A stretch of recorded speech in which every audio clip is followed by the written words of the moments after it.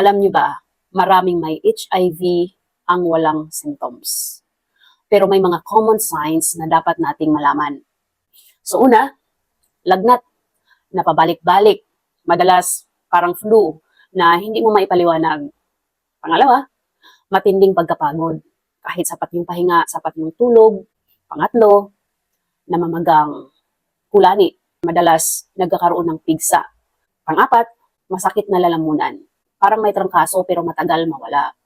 Panglima, skin rashes. Pantal, bigla ang nagkakaroon na walang dahilan. Pang-anim, pinagpapawisan kahit malamig ang paligid. Pang-pito, unexplained. Pumapayat kahit hindi ka nagda-diet. 8, muscle pain. Parang laging masakit ang katawan.